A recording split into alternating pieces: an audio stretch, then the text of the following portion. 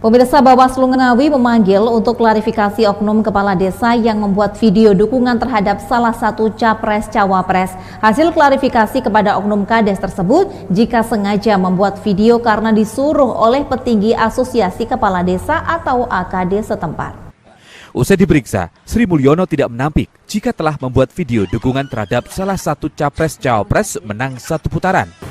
Lampu saya merah, kalau mau hijau ya harus membuat video itu.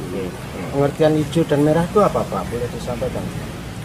Ya, hijau dan merah itu aman dan tidak aman.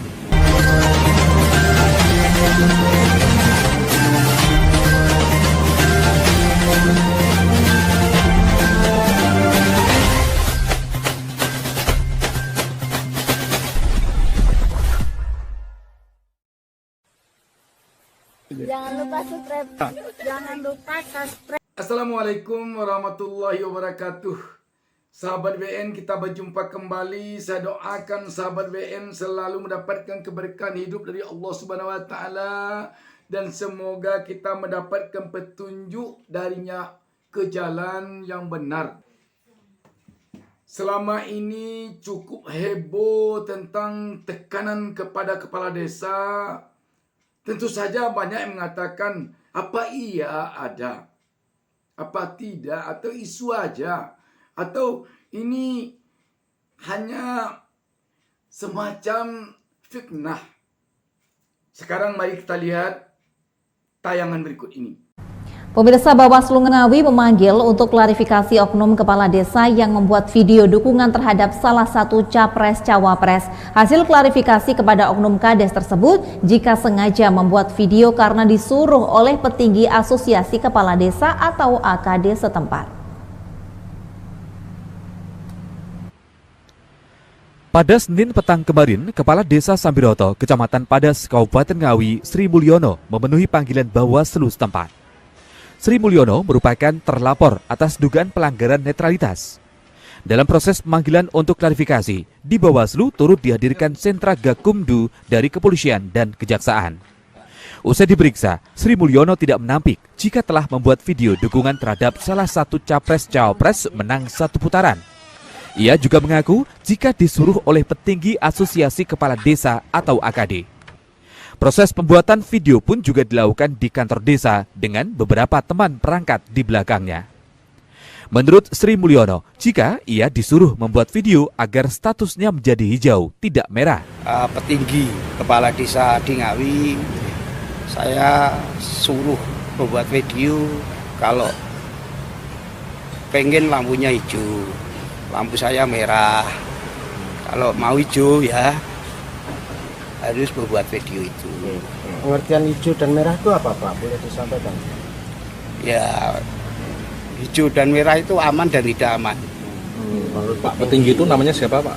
Wah, kalau petinggi itu mohon maaf saya Pak, kembali lagi pada ya, jadi prinsipnya nggak ada tekanan, artinya saya cuma diberi informasi kalau ada petugasnya siapa saya tidak tahu. Ya ngomongnya kalau pengen biru atau masih merah ya, kalau pengen biru ya membuat video itu. Sementara itu, Ketua Bawaslu Ngawi, Yohanes Pradana Vidya Kusdanarko mengatakan, selama proses klarifikasi ada sekitar 30 pertanyaan yang diajukan. Permasalahan tersebut masih perlu penggalian keterangan lanjutan, termasuk apakah ada tambahan saksi yang nantinya dimintai keterangan.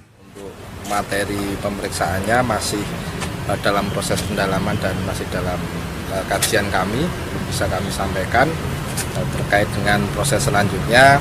Apabila nanti dalam kajian kami masih diperlukan beberapa keterangan tambahan atau keterangan dari pihak lain, baik itu saksi atau tambahan alat bukti, maka akan kami tetap lakukan tambahan-tambahan pemeriksaan. Untuk materi pokok memang belum kita sampaikan, tapi yang intinya terkait dengan video dugaan, latar belakang dan lain sebagainya, maksud dan tujuan dari video itu. Diketahui beredar video dukungan terhadap salah satu capres-cawapres dari oknum kepala desa di Ngawi yang saat ini telah dilaporkan ke Bawaslu Ngawi.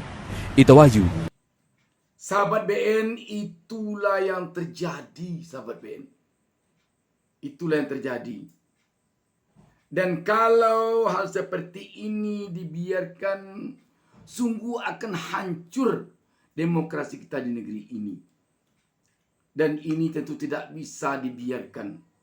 Kalau kita memang sayang kepada negara kita ini, kalau memang kita ingin negara kita ini tetap negara demokrasi, ini harus bersama-sama menumpas hal-hal seperti ini di negeri ini. Terutama tentu yang menumpasnya warga negara, anak bangsa yang tidak ingin negara ini, bangsa ini menjadi tidak demokrasi. Tidak mudah dulunya pendahulu kita, para pendiri negara ini dulunya memperjuangkan kemerdekaan negara ini sehingga menjadi negara demokrasi, menjadi negara yang tidak di bawah tekanan penjajah. Karena itu, tentu harus kita bersama-sama yang mencintai demokrasi agar praktek-praktek seperti yang dialami oleh kepala desa ini tidak terjadi lagi pada pemilu, pada pilkada, maupun pada pilkades berikut-berikutnya nanti. Ini memalukan sekali, memalukan sekali. Bagaimana kita akan memperlihatkan wajah kita kepada warga negara lain di dunia ini kalau negara kita begini caranya di dalam memilih pemimpinnya. Mendengar keterangan dari kepala desa ini sungguh ngeri ancamannya. Ada status merah, ada status hijau atau biru. Kalau status merah berarti tidak aman. Gawat sekali ancamannya. Rasanya kalau begini, entah berada di negara mana kita rasanya ini. Kalau begini tekanan di dalam memilih seorang pemimpin, ini memang tidak bisa dibiarkan ini. Tidak bisa ini dibiarkan, sahabat BN sekalian. Kasihan kita kepada generasi kita ke depan kalau nanti mewarisi kepemimpinan yang lahir dari proses yang seperti ini. Apa jadinya negara kita dan bangsa kita ke depan kalau pemimpin yang dilahirkannya dari proses seperti ini demokrasinya? Ini tidak bisa lagi dikatakan demokrasi kalau sudah seperti ini. Sahabat BN, mari sama-sama kita renungkan. Dan tolong sahabat berikan komentar di bawah ini. Apa pendapat sahabat tentang hal ini? Demikian, wassalamualaikum warahmatullahi wabarakatuh.